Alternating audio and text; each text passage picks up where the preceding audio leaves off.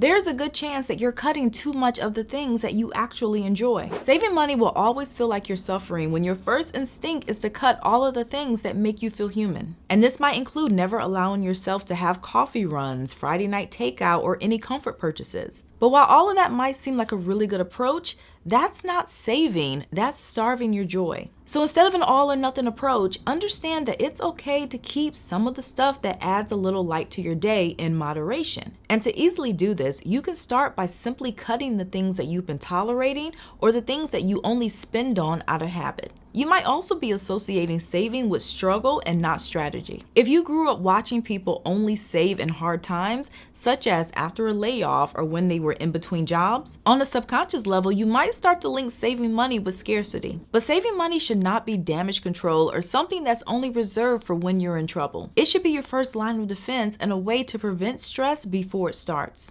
Also, you might never reward your progress. So if every financial goal feels like a mountain with no rest stops, of course you're gonna burn out. Saving money can become exhausting very quickly when there are no breaks or celebrations. So make it easier on yourself by adding little checkpoints along the way. For example, for every $500 that you save, you can do something small for yourself but meaningful. Additionally, you're probably only saving what's left. But what some people don't realize is that when you wait until the end of the month to see what's left before you transfer money into savings, what you're actually doing is treating it as if it's optional. And on top of that, you might end up disappointed because when people take that approach, in most cases, there's nothing or very little left at the end. So flip it around and save first, even if it's just $10, because that small shift can turn saving into a priority and not just an afterthought. It might also feel like a punishment because you're expecting it to feel good all the time. But the simple truth is that saving will not always feel exciting. Sometimes it's boring, sometimes it's inconvenient, but that doesn't mean it's wrong. Some people expect financial wins to feel instantly gratifying, but the reality is most of the benefits that come from saving are slow burns.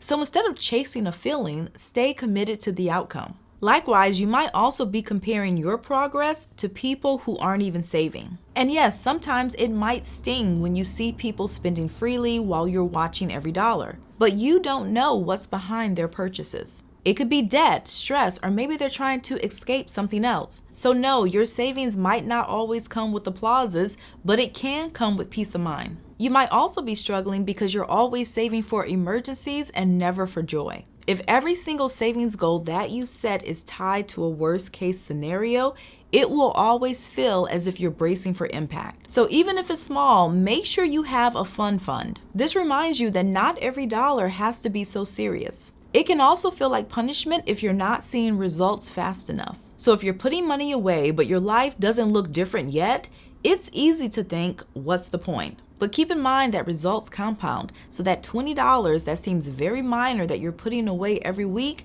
that's gonna be $1,000 at the end of the year that you didn't have before. And one of the best ways to not lose steam is to track your progress visually, whether it's with a spreadsheet, a bar chart, or maybe a coloring sheet.